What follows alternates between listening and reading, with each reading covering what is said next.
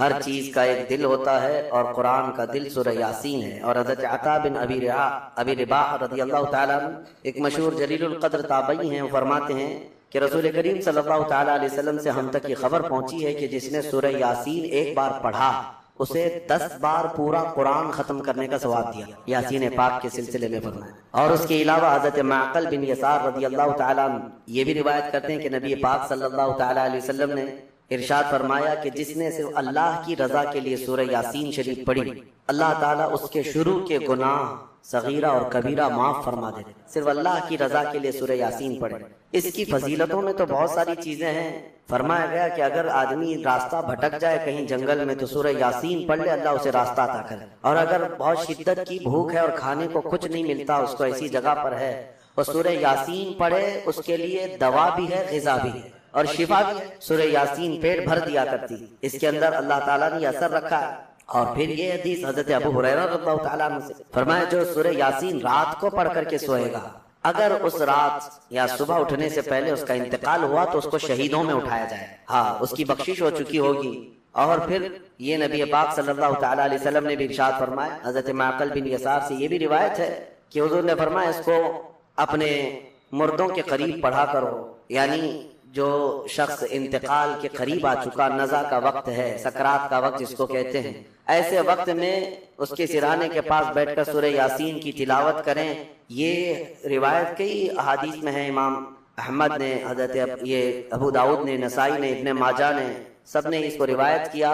اور یہ فرمایا گیا ہے کہ جو سورہ یاسین کی تلاوت ہوتی ہے قریب الموت شخص کے پاس، تو اس کے روح نکلنے کی تکلیف میں اللہ آسانی فرما دیتے، تخفیف ہو جاتی ہے۔ ایک عجیب و غریب حکایت ملتی ہے، امام احمد بن حنبل رضی اللہ تعالیٰ مشہور اماموں میں سے ایک ہے، محدث جلیل جن کو 5 لاکھ حدیثیں یاد تھیں، آپ کی طرف سے یہ بات منسوب ہے۔ فرمایا آپ نے کہ آپ کا آخری وقت تھا، لوگ عیادت کے لیے آ گئے، تیمارداری بھی ہوتی رہی، آخری وقت تھا، نزع کا وقت تھا۔ اور ایک بات میں آپ کو بتا دوں، جو نزع میں جاتا ہے پھر وہ واپس نہیں پلٹتا، لیکن اللہ تعالیٰ جسے چاہے موت کے منہ سے بھی نکالے اور قبر سے بھی زندہ کرے۔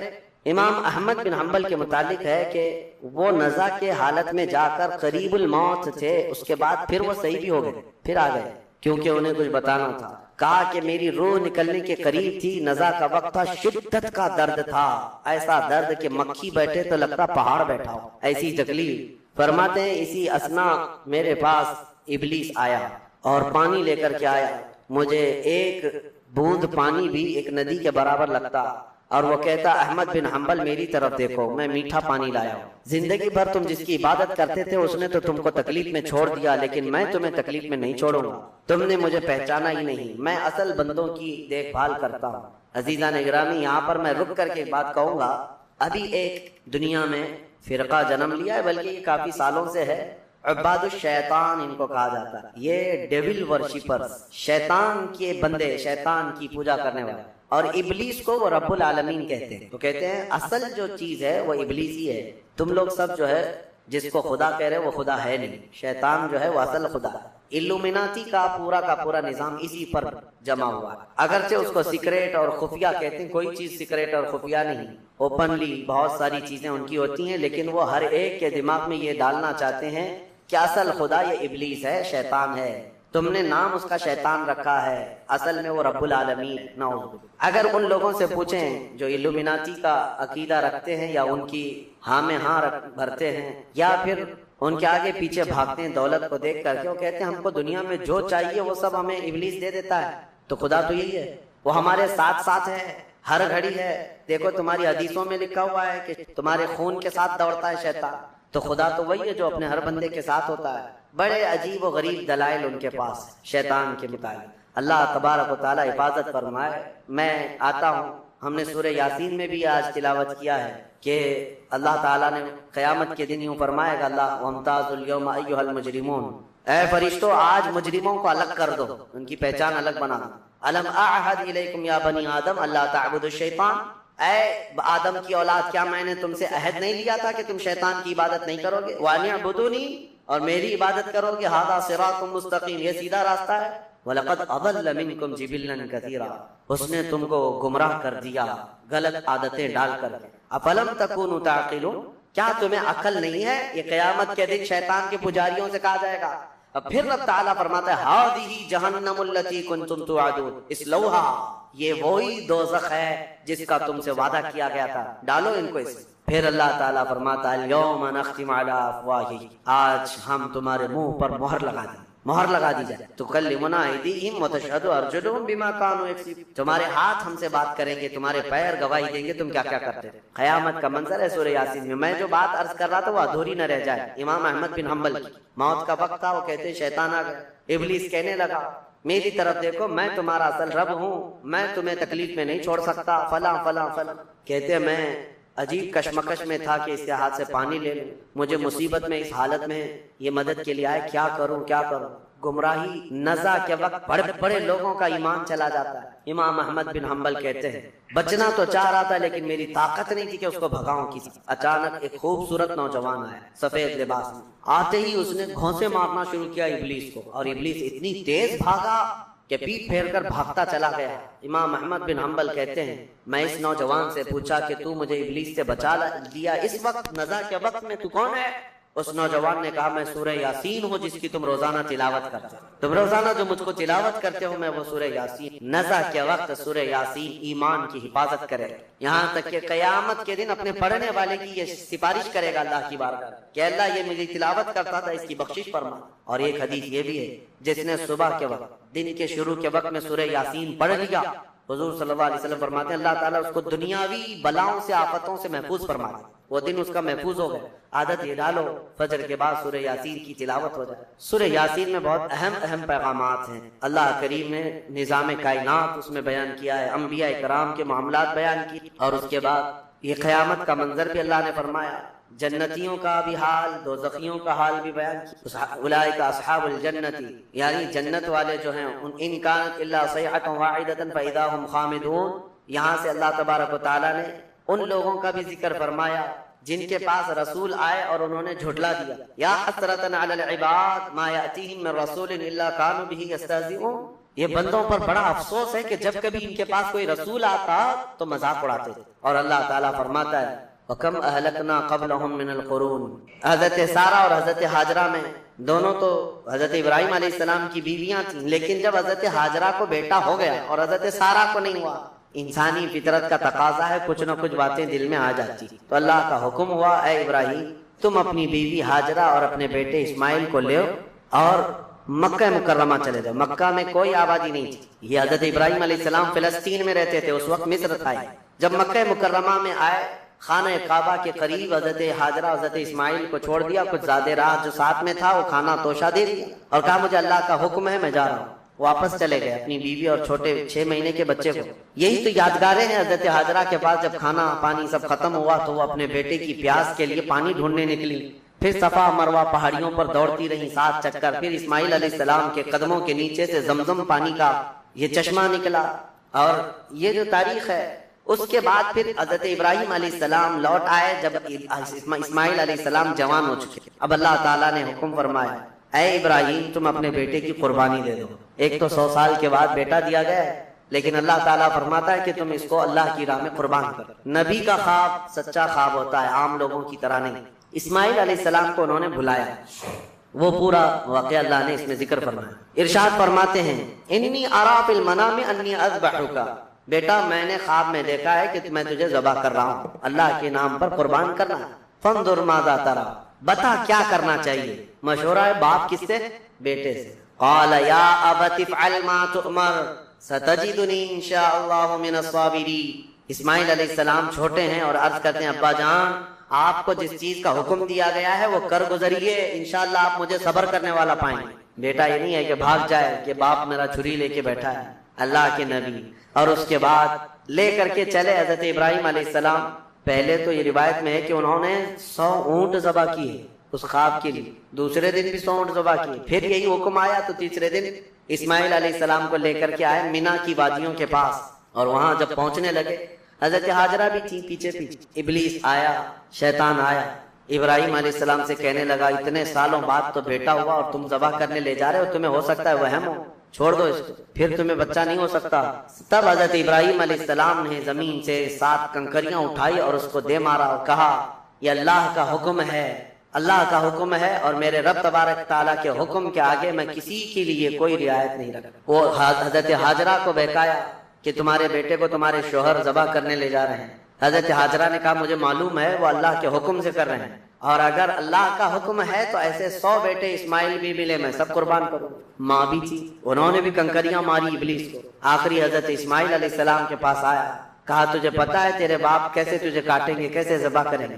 حضرت اسماعیل علیہ السلام نے کہا ابلیس، کنکریاں ماری اور کہا میرے باپ عام آدمی نہیں، اللہ کے نبی ہیں، وہ جو کرتے ہیں وہ اپنی مرضی سے نہیں اللہ کے حکم سے کرتے ہیں۔ سب جگہ سے مایوس گیا ابلیس لعین۔ آج بھی وہاں 3 پتھروں کو جو حاجی کنکریاں مارتے ہیں وہ انہی بزرگوں کی نشانی ہے، انہی 3 بزرگوں کی نشانی ہے۔ اب جب لٹایا حضرت ابراہیم علیہ السلام نے تو کس طریقے سے اسماعیل علیہ السلام خود عرض کرتے ہیں کہ ابا جان اپنی آنکھوں پر پٹی ڈال لیجیے کہ مجھے کاٹتے ہوئے دیکھ کر، خون دیکھ کر باپ کی محبت غالب نہ آ جائے اور کہیں اب اللہ کے حکم کے خلاف نہ ہو جائے، آپ چھری روک لیں، آپ آنکھوں پہ پٹی ڈال دیں اور میرے ہاتھ پیر کو رسی سے باندھ دیں کہ میں تڑپتا نہ دیکھیں آپ۔ ایسے ہی ہوا، حضرت ابراہیم علیہ السلام نے پٹی ڈال لی آنکھ پر اور ان کے ہاتھ پیر باندھ دیے گئے۔ یہ ذبح کرنے کا وقت ہے۔ بھلا کیا رب تبارک و تعالیٰ بھی کسی کے عزیز کو ذبح کرنے کا حکم اس طرح دے گا؟ یہ تو امتحان تھا، امتحان تھا۔ حضرت ابراہیم علیہ السلام گردن پر چھری رکھتے ہیں لیکن وہ چھری چلتی نہیں، بڑی تیز چھری لائی تھی، چھری نہیں چلتی۔ روایات میں ملتا ہے کہ حضرت ابراہیم علیہ السلام نے اس چھری کو پتھر پر یوں مارا تو پتھر 2 ٹکڑے ہو گئے، کٹ کے 2 ٹکڑے ہو گئے، لیکن گلا نرم و نازک اس چھری سے نہیں کٹتا۔ ایک بات یاد رکھو مسلمانوں، ہمیشہ چھری کی تاثیر ہے کاٹنا، آگ کی تاثیر ہے جلانا، لیکن ہمیشہ ایک بات یاد رکھیں، چھری کاٹے گی بھی، آگ جلائے گی بھی اس وقت جب اللہ کی مرضی ہو۔ ہمارا عقیدہ یہ ہے، تقدیر، ہاں ان کی تاثیر ہے، یہ کام یہی کریں گے، لیکن اس کے ساتھ ہمارا عقیدہ یہ ہے اگر میرا مولا نہ چاہے تو پھر جتنی تیز چھری ہی کیوں نہ ہو نہ کاٹ سکے گی، جتنی تیز آگ ہی کیوں نہ ہو نہ جلا سکے گی، اور اگر مولا کی مرضی ہے تو پھر یہ چیزیں اپنا اثر دکھائیں گی، باقی ان کا اثر اللہ کی مرضی کے بغیر کچھ نہیں۔ چھری جیسی ہی گردن پر رکھی، اللہ کا حکم ہوا جبرائیل جاؤ جنت سے ایک دمبا لے کر جاؤ، میرے ابراہیم کا امتحان ہو گیا اور کامیاب ہوئے، ان کے بیٹے اسماعیل کو ہٹاؤ اور دمبا رکھو۔ جبرائیل امین علیہ السلام سب سے تیز سفر کرتے ہوئے دنیا میں 3 بار آئے ہیں، سب سے تیز۔ ایک اس وقت جب یوسف علیہ السلام کو ان کے بھائیوں نے کنویں میں ڈالا، کنویں میں گرنے سے پہلے جبرائیل امین آ چکے تھے اور حضرت یوسف علیہ السلام کو پکڑ کر بٹھا چکے تھے۔ دوسرے جب ظالموں نے ابراہیم علیہ السلام کو آگ میں ڈالا تھا، ادھر سے وہ آگ میں پھینکے تھے، اس وقت جبرائیل امین اتر رہے تھے اور جبرائیل امین حضرت ابراہیم کی آگ میں جانے سے پہلے ہی ان کی مدد کے لیے آ چکے۔ اور تیسرے یہ جب اسماعیل علیہ السلام کی گردن پر چھری رکھ چکے تھے، کون؟ ابراہیم علیہ السلام، اور چھری ہلانے سے پہلے جبرائیل امین آ کر کے ان کو اٹھا چکے۔ وہ جبرائیل امین کی رفتار ہے جو میرے مصطفیٰ کے قدموں کا بوسہ دیا کرتے ہیں، یہ جبرائیل کی رفتار ہے جو رسول اللہ کے قدموں کا بوسہ دیتے ہیں۔ جو قدم آئے رسول کا بوسہ لے کر سدرا کا مکی اتنا تیز رفتار ہے تو میرے مصطفیٰ کی رفتار کا عالم کیا ہے کہ قرآن کے مثل کوئی دوسرا کیوں نہیں لا سکتا۔ میں تمہیں بتاؤں، ایسی اس کے اندر ترتیب ہے، اللہ نے ایسا بنا کر کے رکھا ہے، ممکن ہی نہیں ہو سکے گا، ممکن ہی نہیں ہو سکے گا۔ ایک بڑے سائنسدان نے تحقیق کیا اور کمپیوٹر میں ڈال کے چیک کیا ہے بار بار، اس نے 1965 میں یہ تحقیق ہوئی تھی، میں آپ کو اس کے متعلق بتاتا ہوں۔ اس میں جو الفاظ ذکر ہوئے ہیں نا قرآن میں، وہ یوں ہی نہیں ہے کوئی بیان آ رہا ہے، جبکہ آپ کو معلوم ہے اس میں قصے بھی ہیں، زمانے ماضی کی خبریں بھی ہیں، انبیاء کے تذکرے بھی ہیں، معاشرے میں ہونے والے ان کے اوپر عذابات کا بھی ذکر ہے۔ قرآن میں ہے کہ نہیں ہے؟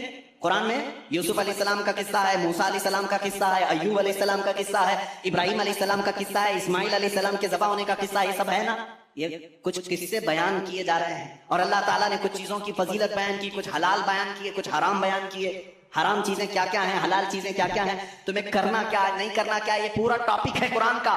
لیکن اس میں جو بھی ورڈ یوز ہوا ہے نا وہ پورا کا پورا حساب کے کیلکولیشن سے فٹ بیٹھتا ہے۔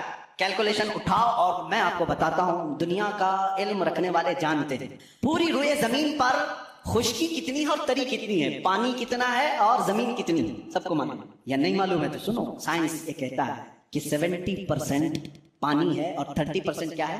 زمین ہے، خشکی۔ یہی ہے تقریباً تحقیق سب کی یہی۔ قرآن پاک میں 2 لفظ آئے ہیں، البر کا مطلب ہوتا ہے سوکھا اور البحر کا مطلب ہوتا ہے سمندر۔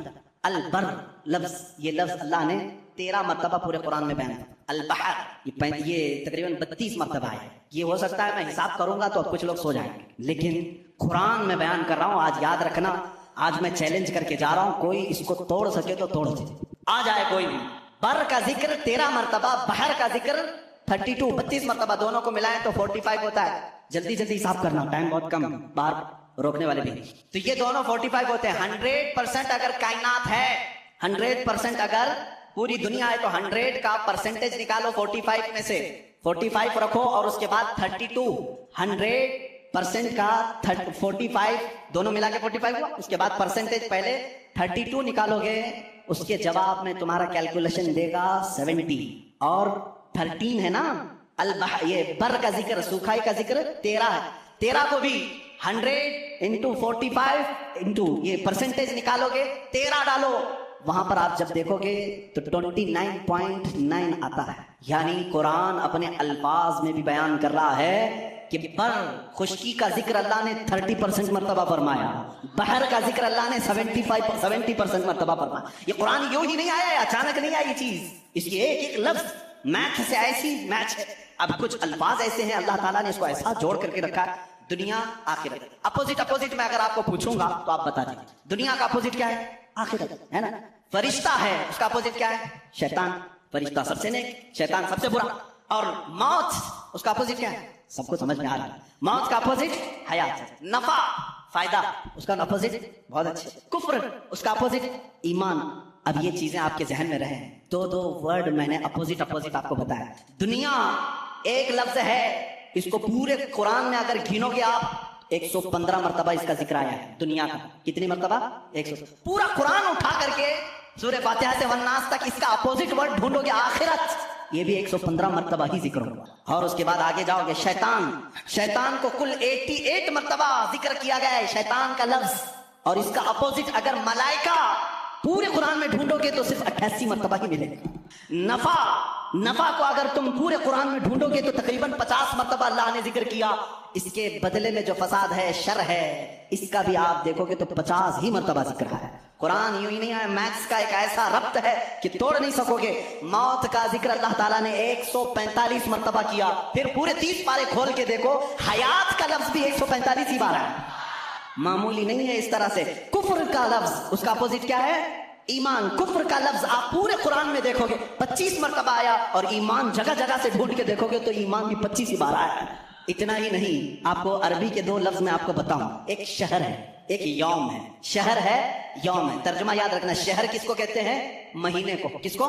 شہر کس کو کہتے ہیں؟ مہینے. یوم کسے کہتے ہیں؟ دن کو. تقریباً یاد رہنا چاہیے. شہر مہینے کو اور یوم دن کو. اب آپ قرآن میں دیکھو یہ کتنی بار یوز ہوئے. لفظ شہر پورے قرآن میں 12 ہی بار یوز ہوا. کتنی بار؟ اس کا مطلب کیا ہے؟ مہینے کتنے ہوتے ہیں؟ کبھی 13 سنا کسی بھی، کبھی 11 سنا. لفظ شہر پورے قرآن میں اللہ نے جہاں بھی استعمال فرمایا کتنی بار آیا ہے؟ 12 بار. اور لفظ یوم پہلے پارے سے لے کر 30ویں پارے تک 360 مرتبہ آیا ہے. ایک بھی کم یا ایک بھی زیادہ نہیں آیا. یوم، لفظ یوم. اس لیے کہ اسلامی منتھ جو ہوتے ہیں محرم، صفر، ربیع الاول، ربیع الاخر، اس چاند کے اعتبار سے چلتے ہیں. انگریزی مہینے 365 کے ہوتے ہیں، اسلامی مہینے 360 کے ہوتے ہیں. اور اللہ تعالیٰ نے پورے قرآن میں یوم بھی 360 مرتبہ. اب ایک اور بتا دوں تمہیں کھیل کر کے. 19 کا پہاڑا اگر آتا ہو تو بہت اچھا ہوگا، بھول گئے ہوں گے تو پھر یاد کر لیں. اللہ تعالیٰ نے سب سے پہلے آیت کون سی نازل کی؟ میں شروع میں بتا چکا. کون سی؟ اقرا بسم ربک الذی خلق. میں بڑے معدبانہ گزارش کروں گا ہمارے جماعت کے اراکین، معزز اراکین، ملا باڑا والے بہت الحمدللہ محنت کر رہے ہیں، خدمت کر رہے ہیں. تھوڑی دیر آج باہر سنبھال لیں، میں اپنی گفتگو کو سمیٹوں گا. اللہ ان کو بہت جزا عطا فرمائے، بہت جزا عطا فرمائے. قرآن کو چھوڑ کر ہٹنے کا دل بھی نہیں کرتا. میرے عزیزو، اللہ تعالیٰ نے جو آیت سب سے پہلے نازل فرمائی وہ کیا ہے؟ اقرا بسم ربک الذی خلق. اور سب سے آخر میں کیا نازل فرمائی؟ اذا جاء نصر اللہ. یہ دونوں صورت ذہن میں ہیں. اب ایک دیکھو، سورہ مدثر میں ایک آیت آئی ہے علیہا 19. اللہ نے ایک لفظ ایسا فرمایا، اس کا ترجمہ اکثر آج تک لوگوں نے الگ الگ کیا، لیکن کسی کو حقیقت اس کی معلوم نہیں. اللہ نے فرمایا اس پر 19 ہیں. کس پر 19 ہیں؟ سورہ مدثر میں آپ جائیں گے 29ویں پارے میں اللہ نے فرمایا اس پر 19 ہیں. کچھ لوگوں نے تفسیر میں کہا 19 فرشتے ہیں جو جہنم کو سنبھالیں، کچھ نے کہا 19 فرشتے ہیں جو عرش کو اٹھائیں، کچھ نے کہا 19 فرشتے ہیں جو آسمان سے اترتے ہیں. الگ الگ تفسیر ہے. 19 کیا ہے یہ معلوم نہیں. تو ایک محقق نے 19 کا ورڈ قرآن میں ڈھونڈنا شروع کیا. کیا کیا ڈھونڈ کر کے نکالا. اللہ اللہ ان کو بھی اللہ جزا عطا کرے. 19 کا لفظ یوں ہی نہیں آیا قرآن میں. اللہ تعالیٰ نے اس کو فرمایا یہ محافظت، حفاظت کرنے والی چیز کے لیے 19 کا لفظ آیا ہے کہ 19 حفاظت کرنے والے ہیں. کیا ہے معلوم نہیں. اب میں آپ کو بتاؤں، پورے قرآن کی سورتوں کے شروع میں بسم اللہ الرحمن الرحیم ہے بسم اللہ الرحمن الرحیم. اور اس کو کہا گیا ہے یہ ہر سورے کی چابی ہے اور چابی سے ہی حفاظت ہوتی ہے. اب آؤ بسم اللہ کو اگر توڑ کر کے اس کے حروف گنو، با سین میم الف لام لام ہا الف لام را ہا میم نون الف لام را ہا یا میم، کل چھوڑو گے تو یہ 19 ہی نکلتے ہیں. بسم اللہ الرحمن الرحیم میں 19 حرف آئے ہیں. کتنے آئے؟ 19 حرف آئے ہیں. اب اتنا ہی نہیں، یہ چابی ہے ہر سورے کی. اللہ نے صرف اتنا فرمایا تھا، اس پر 19 ہیں حفاظت کرنے والے. کیا ہے؟ ابھی ڈھونڈتے جاؤ، ابھی ڈھونڈتے جاؤ. 19 اور ملے گا تمہیں. بسم اللہ الرحمن الرحیم اس کے پورے کل حروف کتنے ہیں؟ 19 ہیں. اب اتنا ہی نہیں، ہر سورے کے شروع میں یہ چابی رکھی گئی ہے حفاظت کی. 19 اس کے اندر ہے. اب اس میں سے ایک ایک حرف کو میں الگ، ایک ایک لفظ کو الگ کرتا ہوں. اسم ہو گیا، اللہ ہو گیا، رحمان ہو گیا، رحیم ہو گیا. اب میں نے اس کو بھی تلاش کیا قرآن